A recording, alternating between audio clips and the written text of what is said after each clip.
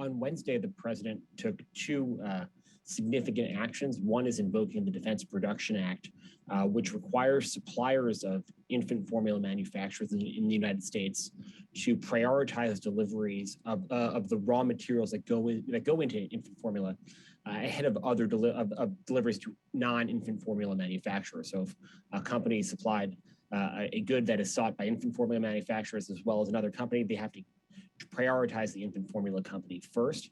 That should ease some of the supply bottlenecks that have created the nationwide shortage of infant formula. The second action, and could potentially have some more immediate impacts, builds off an action Monday by the Food and Drug Administration to ease import requirements for formula into the United States that's produced overseas. The FDA and the U.S. regulators are going to determine which overseas manufacturers meet U.S. guidelines. And now President Biden has ordered U.S. agencies to work with the Department of Defense to use chartered aircraft to bring infant formula produced overseas into the U.S. expeditiously.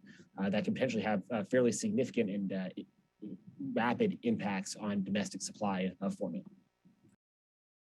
The Defense Production Act is a Korean War era policy. It's been on the books for 70 odd years in the United States. What it does is it allows the federal government to prioritize where certain private companies send their supply for determining that there's a critical national security or a national interest a need for those goods. So whether it be steel, a particular type of steel that's used in military equipment, or during the COVID-19 pandemic, we saw that with equipment from nasal swabs to chemicals used in the production of at-home COVID-19 rapid tests, and now to the raw materials for infant formula.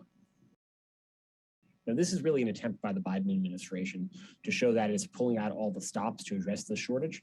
The seeds of this issue have been laid for months. Even before that, the plant in Michigan was shut down because of safety issues. There were challenges to supply chains for production of infant formula, like there have been challenges to the supply chains for everything virtually across the globe because of the pandemic. But that plant shutting down over the last couple of months has led to a fairly acute problem across the country in the supply of infant formula. And the White House, now that this is a massive national news story, feels like it has to take some fairly dramatic steps to show the country that it is working to address it. It's unclear precisely, really on the Defense Production Act side of the ledger, how much that will alter the supply, whether or not it will really drive more supply to market very quickly. That plant that shut down is scheduled to come back online. It is now approved has a pathway to resume production, but we don't yet know the timeline for when that will happen. It's not quite clear just how significant that piece of it will be, but it's an important symbol and message the president is sending to the American people, particularly families and parents who are struggling and worried about feeding their children. The import measure could have a fairly swifter impact on the domestic supply, but really they're the devils in the details, and that's what we'll be looking for the next several days.